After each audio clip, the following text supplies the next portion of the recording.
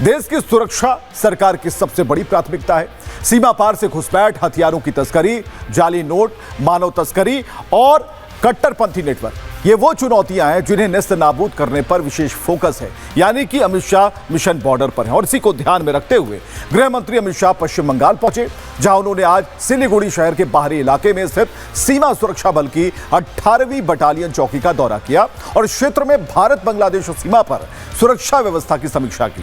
उनके साथ पश्चिम बंगाल के मुख्यमंत्री शुभेंदु अधिकारी भी मौजूद थे, जो देख पा रहे थे कि आखिर हमारी सीमा कितनी ताकतवर है। जहां एक तरफ गृह मंत्री शाह खुद बॉर्डर की सुरक्षा जांच परख रहे थे, वहीं रक्षा मंत्री राजनाथ सिंह ने आत्मनिर्भर भारत की बात कही। उन्होंने कहा कि डिफेंस सेक्टर में भारत आत्मनिर्भर हुआ है। अगर देश के खिलाफ कोई साजिश हुई तो आतंकियों को घर में घुसकर मारेंगे। सुनिए। रक्षा में आत्मनिर्भरता को बढ़ावा देने के लिए हम सबने 5 पॉजिटिव इंडिजिनाइजेशन लिस्ट जारी की है। इनमें शामिल डिफेंस इक्विपमेंट, वेपन सिस्टम्स और प्लेटफॉर्म्स की कुल संख्या 509 है और इनका प्रोडक्शन अब अनिवार्य रूप से भारत की धरती पर ही किया जाएगा, यह हम लोगों का संकल्प है और किया जा रहा है।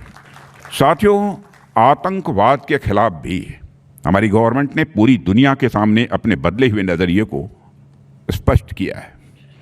आतंकवाद के विरुद्ध जीरो टॉलरेंस हमारे लिए केवल एक स्टेटमेंट नहीं है, बल्कि लाइन ऑफ एक्शन है।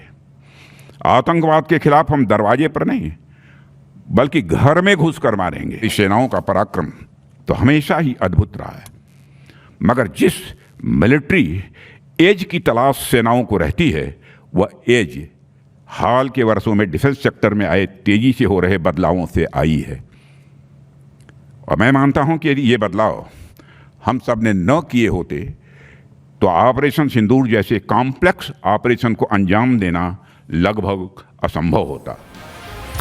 तो पाकिस्तान के लिए और बॉर्डर के लिए ऑपरेशन सिंदूर उदाहरण ही काफी है। कैसे बॉर्डर पर आतंक और घुसपैठ के खिलाफ अमित शाह ने बेड़ाबंदी शुरू कर दी और इस रिपोर्ट में हम आपको दिखाने जा रहे हैं।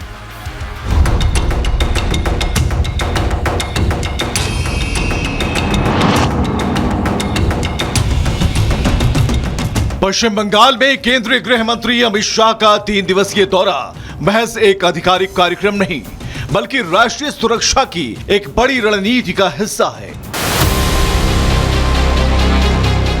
19 जुलाई तक चलने वाला यह दौरा भारत की आंतरिक सुरक्षा और सीमा प्रबंधन के भविष्य की रूपरेखा तय करने वाला है। सीमा सुरक्षा बल के जवानों से सीधा संवाद हो या शीर्ष अधिकारियों के साथ मंथन, अमित शाह का यह रुख साफ करता है कि केंद्र अब सीमा सुरक्षा को राष्ट्र की संप्रभुता से जोड़कर देख रहा है। इस दौरे का केंद्र है सिलीगुड़ी सेक्टर का गुमागाज बॉर्डर आउटपोस्ट। सिलीगुड़ी कॉरिडोर को चिकन नेक कहा जाता है। यह भारत की सामरिक जीवन रेखा माना जाता है। इसकी चौड़ाई सिर्फ 20 से 22 किलोमीटर है। यही गलियारा पूर्वोत्तर को देश से जोड़ता है। इसके जरिए 8 राज्य शेष भारत से जुड़े हैं। यह इलाका 4 देशों के बेहद करीब है। नेपाल, भूटान, बांग्लादेश और चीन इसकी सीमा के पास है। इसलिए इसे देश के सबसे संवेदनशील क्षेत्रों में गिना जाता है। यहां छोटी सी चूक भारी पड़ सकती है। इससे पूर्वोत्तर की कनेक्टिविटी प्रभावित हो सकती है।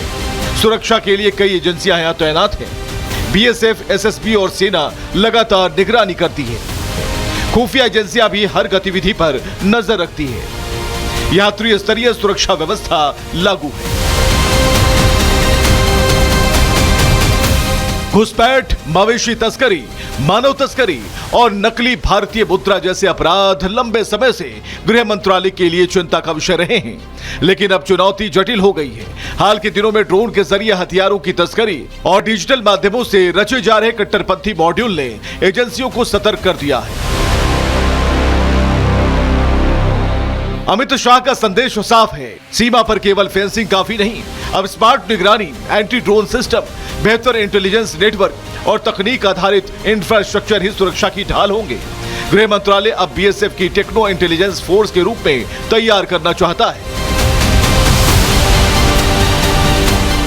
गृह मंत्री का यह दौरा इस बात की पुष्टि है कि केंद्र सरकार सीमा सुरक्षा को अब किसी भी तरह की ढिलाई देने के मूड में नहीं है। कानून व्यवस्था की समीक्षा, विकास परियोजनाओं का शिलान्यास और जवानों के साथ जमीनी चर्चा, इन सब का एक ही लक्ष्य है, घुसपैठियों और आपराधिक नेटवर्क की कमर तोड़ना।